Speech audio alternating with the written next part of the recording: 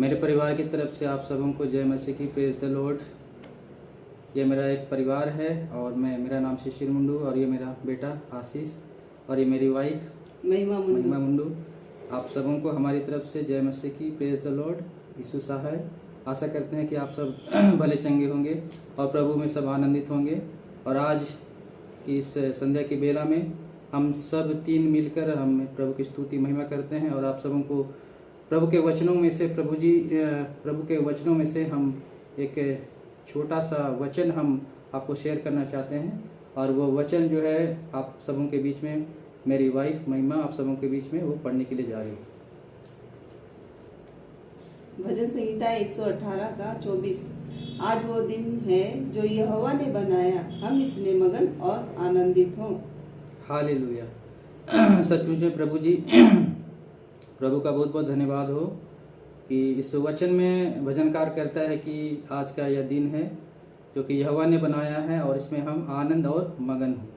सचमुच में क्योंकि परमेश्वर ने आज का यह दिन को बनाया है और वो हमें कहता है कि हम इसमें आनंदित हों और मगन हों, क्योंकि परमेश्वर ने इस संसार की रचना की है।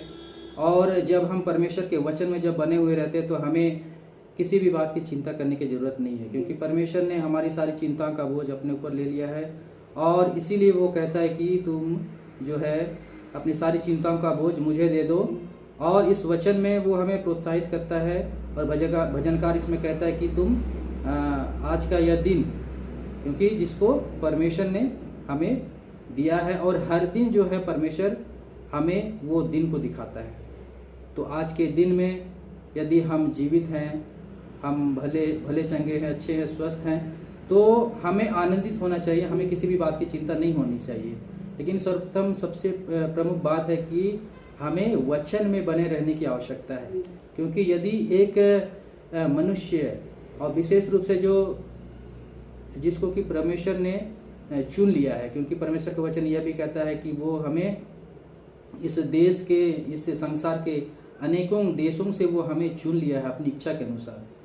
तो हम लोग जो हैं उसकी निज प्रजा है और इसीलिए हम लोग को जो है परमेश्वर के वचन में हमें बने रहने की आवश्यकता है।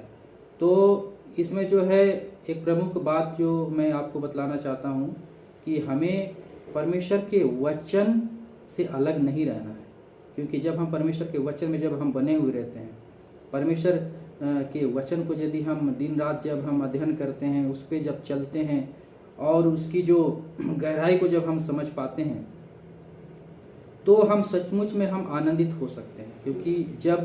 क्योंकि हमारे लिए जो परमेश्वर ने जो मार्ग को चुना है, तो यदि हम परमेश्वर के वचन में जब हम उसके आज्ञा का उल्लंघन करेंगे, तो कहने का मतलब है कि हम अपने विश्वास से भटक जाते हैं। और जिस प्रकार इसराइली जब वो जंगल में जब यात्रा कर रहे थे, तो उन्होंने जो है अपने मन को कठोर कर दिया, परमेश्वर की वचन की ओर ध्यान नहीं दिया। और जिस प्रकार की है वो लोग जो है अपने मार्गों को, परमेश्वर के मार्गों को वो पहचान नहीं पाए और वो भटक गए। कहने का मतलब कि परमेश्वर ने हमारे लिए एक रास्ता को चुना है, तो हम उस रास्ते में हम कब बने रह सकते हैं, उस मार्ग में हम कब बने रह सकते हैं? जब हम परमेश्वर के वचन में जब बने रहेंगे। परमेश्वर के वचन में बने रहने कहने का मतलब ये नहीं कि बस परमेश्वर के वचन को बस जानना, वो नहीं, बल्कि परमेश्वर के वचन को जानते हुए उस पर चलना, तो उसी को कहते हैं विश्वास। तो जिस प्रकार यीशु मसीह ने भी अपने विश्वास के कार्य को उसने पूरा किया, कहने का मतलब उसने उसको पूरा किया। तो हमें भी जब वचन जब पढ़ते हैं, तो वचन को पढ़ने के बाद हमें उसकी आज्ञाओं पे चलना है, तो उसी को कहते हैं विश्वास। क्योंकि विश्वास क्या है? विश्वास एक आशा की हुई वस्तु का निश्चय और अनदेखी वस्तु का प्रमाण है। कहने का मतलब विश्वास जब हम लोग करते हैं तो हम लोग को कार्य भी करना है। यदि हम कहेंगे कि हम विश्वास करते हैं, क्योंकि आज के इस दिन में हम कई मसीहों को हम सुनते हैं कि वो कहते हैं कि हाँ हम विश्वास करते हैं, लेकिन उन्होंने अब तक विश्वास के डेफिनेशन को अब तक उन्होंने नहीं समझा है। विश्वास कहने का मतलब है कि उस पर चलना। जब हम उस पर जब चलते हैं तो हम लोग सचमुच में विश्वास करते हैं और हम लोग विश्वासी कहलाते हैं, है ना। तो इस प्रकार इस वचन में कहता है कि हमें आनंदित और मगन होना है। तो यदि एक व्यक्ति जब परमेश्वर के वचन में जब बना हुआ नहीं रहता है तो वो आनंदित नहीं हो सकता है ना। यह जो वचन है हम विश्वासियों के लिए विशेष रूप से है, जो कि वचन प्रार्थना में अपने जीवन को व्यतीत करते हैं। और सचमुच में वचन जो है हमें सींचता है, परमेश्वर के ज्ञान को हम जान पाते हैं। क्योंकि आज के इस दिन में हम देख पाते हैं कि वचन के अनुसार वचन कहता है कि परमेश्वर के लोग जो हैं वो वचन की अज्ञानता के कारण वो लोग नाश हो रहे हैं। तो इस वचन से हम लोग यही सीखते हैं कि हम लोगों को जो है वचन में हम लोग को ज़्यादा फोकस करना है।